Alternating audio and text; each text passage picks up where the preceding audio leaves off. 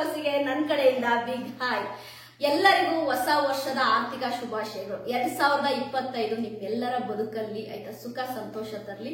ಇವತ್ತು big boss review ನಾವು ಮಾಡಲ್ಲ. ಯಾಕೆ ಗೊತ್ತಾ, ಹೊಸ ವರ್ಷ ಯಾರ ಬಗ್ಗೆನೂ ಏನು ಹೇಳಕ್ಕೂ ಇಲ್ಲ.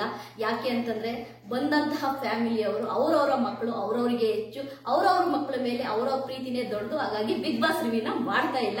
ಎಲ್ಲರಿಗೂ ಹೊಸ ವರ್ಷದ ಶುಭಾಶಯಗಳು. ಇವತ್ತು ನಾನು ಕೆಲವೊಂದು ವಿಷಯಗಳನ್ನ ನಿಮ್ಮ ಹತ್ರ ಶೇರ್ ಮಾಡ್ತೀನಿ. ಕೆಲವೊಂದು ವಿಷಯಗಳನ್ನ ಶೇರ್ ಮಾಡ್ತೀನಿ ಅಂದ್ರೆ, ಪ್ರತಿ ವರ್ಷ ಆಯ್ತಾ ಎಲ್ಲರಿಗೂ ಕೂಡ ಎಲ್ಲಾರ ಲೈಫಲ್ಲೂ ಪ್ರತಿ ವರ್ಷ ಜನವರಿ ಸ್ಟಾರ್ಟ್ ಆಗ್ತಿದ್ದಂತೆ ನಾವು ದೇವ್ರ ಹತ್ರ ಕೇಳ್ಕೊಳೋದು ಏನಪ್ಪ ಅಂದ್ರೆ, ದೇವ್ರೆ ಈ ವರ್ಷನಾದ್ರೂ ನಮಗೆ ಒಳ್ಳೇದ್ ಮಾಡಪ್ಪ, ಈ ವರ್ಷನಾದ್ರೂ ನಮ್ಗೆ ಯಶಸ್ಸು ಕೊಡಪ್ಪ ಅಂತ ಪ್ರತಿ ಮನೆಯಲ್ಲಿ ಪ್ರತಿ ತಾಯಿನೂ ಕೇಳ್ಕೊಂತಾರೆ. ಯಾಕೆ ಅಂತಂದ್ರೆ ನಾವೆಲ್ಲ ಮಿಡ್ಲ್ ಕ್ಲಾಸ್ ಅವರು, ನಮಗೆ ದುಡ್ದೇನೆ ನಮ್ಮ ಜೀವನಗಳಾಗ್ಬೇಕು. ಯಾಕಂದ್ರೆ ಪ್ರತಿ ತಿಂಗಳು ಸಂಬಳ ಬಂದ್ರೇನೆ ನಮ್ಮ ಜೀವನ. ತುಂಬಾ ಕಷ್ಟದಿಂದ ಮೇಲ್ ಬಂದಂತವರಿಗೆ ಅದ್ರ ವ್ಯಾಲ್ಯೂ ಗೊತ್ತು. ಯಾಕೆ ಅಂತಂದ್ರೆ 10 ಸರಿ ಸೋತು ಒಂದ್ಸರಿ ಗೆದ್ದೋಳು ನಾನು. ಹಾಗಾಗಿ ಸೋಲನ್ನ ತಿಂದು ತಿಂದು ನನಗೆ ಎಷ್ಟೇ ಯಶಸ್ಸಿನ ಬಂದ್ರು ಕೂಡ ಅದನ್ನ ತುಂಬಾ ಗರ್ವದಿಂದ ಹೇಳ್ಕೊಳಲ್ಲ. ಯಾಕೆ ಅಂತಂದ್ರೆ ಇವತ್ತು ಯಶಸ್ಸು ಬಂದಿದೆ ಅಂದ್ರೆ ಅದ್ರ ಹಿಂದ್ಗಡೆ ಸೋಲು ನನಗೋಸ್ಕರ ಕಾಯ್ತಾ ಇರುತ್ತೆ. ಯಾಕೆ ಅಂತಂದ್ರೆ ಪ್ರತಿ ಸರಿಯೂ ಕೂಡ ನಾನು ಗೆದ್ದೆ ಅನ್ನೋ ಅಷ್ಟರಲ್ಲಿ ಸೋಲು ನನ್ನನ್ನ ಬೆಂಬಿಡದೆ ನನ್ನ ಹಿಂದೆನೆ ಬರ್ತಾ ಇರುತ್ತೆ. ಯಾಕೆ ಅಂತ ಗೊತ್ತಿಲ್ಲ. ಎಷ್ಟು ಸೋತ್ರು ಕೂಡ ಮತ್ತೆ ಪ್ರತಿ ಸರಿ ನಾನು ಬೌನ್ಸ್ ಬ್ಯಾಕ್ ಆಗ್ತಾ ಇರ್ತೀನಿ. ಇದಕ್ಕೆ ಕಾರಣ ಏನು ಅಂತಂದ್ರೆ, ಜೀವನ ಅನ್ನೋದು ಆಯ್ತಾ ಒಂದು ದಿನದ್ದಲ್ಲ, ಇದು ಸಾಗರ. ಜೀವನ ಅನ್ನೋದು ಆಯ್ತಾ ಜೀವ ಇರುವವರೆಗೂ ಸೋಲೋ ಗೆಲುವೋ ಓಡ್ತಾನೆ ಇರ್ಬೇಕು. ನಾನು ಕೂಡ ಓಡ್ತಾನೆ ಇದ್ದೀನಿ. ಈ ವರ್ಷ 2025 ನಿಮ್ ಜೊತೆಗೆ ನಾನಿರ್ತೀನಿ. ನಿಮ್ ಕಷ್ಟಗಳನ್ನ ನನ್ನ ಜೊತೆ ಶೇರ್ ಮಾಡಿ. ನನ್ನ ಜೊತೆ ಆಯ್ತಾ ನೀವು ಈ ವರ್ಷ ಟ್ರಾವೆಲ್ ಆದ್ರೆ ಖಂಡಿತವಾಗೂ ನನ್ನಿಂದ ಆಯ್ತಾ 100% ನಿಮಗೆ ಹೆಲ್ಪ್ ಆಗ್ಲಿಲ್ಲ ಅಂದ್ರೂ ಆಯ್ತಾ 10% ಅಂತೂ ಹೆಲ್ಪ್ ಆಗುತ್ತೆ.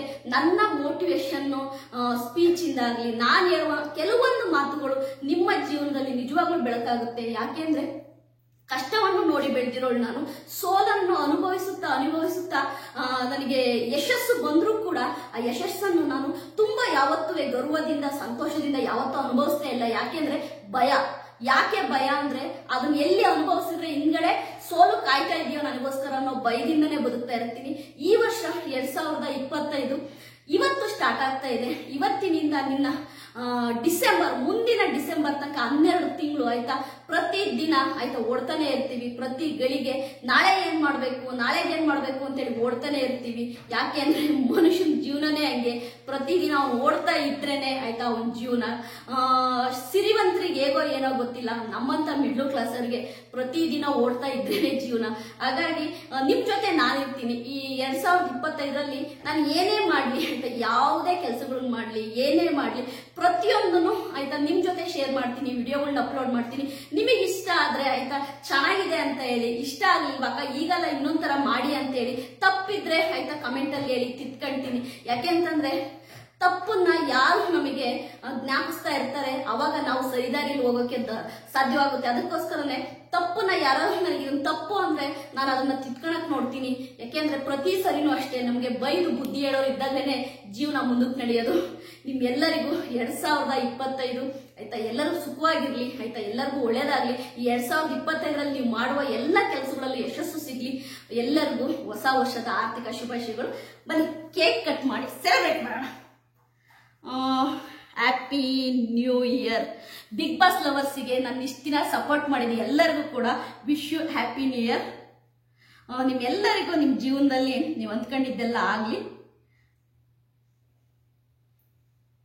ಸ್ನೇಹಿತರ, ಹೊಸ ವರ್ಷ ಎಲ್ಲರಿಗೂ ಒಳ್ಳೇದಾಗ್ಲಿ. Happy new year. ಯಾಕೆ ಅಂತಂದ್ರೆ ಪ್ರತಿ ವರ್ಷವೂ ಕೂಡ ಮತ್ತೆ ಮತ್ತೆ ಬರ್ತಾ ಇರುತ್ತೆ ನಮ್ಮ ಜೀವನದಲ್ಲಿ. ಹಾಗಾಗಿ ಪ್ರತಿ ವರ್ಷ ನಾವು ಹೊಸ ವರ್ಷವನ್ನ ತುಂಬಾ ಹ್ಯಾಪಿಯಿಂದ ವಿಜೃಂಭಣೆಯಿಂದ ಆಚರಿಸ್ತೀವಿ. ಯಾಕೆ ಅಂತಂದ್ರೆ ಈ ವರ್ಷ ನಾವು ನಮ್ಮ ಜೀವನದಲ್ಲಿ ಒಳ್ಳೇದಾಗ್ಲಿ, ಒಳ್ಳೆ ಯಶಸ್ಸು ಕಾಣಲಿ ಅಂತ ದೇವರಲ್ಲಿ ನಾನು ಪ್ರಾರ್ಥಿಸ್ತೀನಿ. ನಿಮ್ಮೆಲ್ಲರಿಗೂ ಒಳ್ಳೇದಾಗ್ಲಿ. ದೇವರು ನಿಮಗೆ ಮತ್ತು ನಿಮ್ಮ ಫ್ಯಾಮಿಲಿಗೆ ಒಳ್ಳೇದು ಮಾಡಲಿ. ಬಾಯ್ ಬಾಯ್.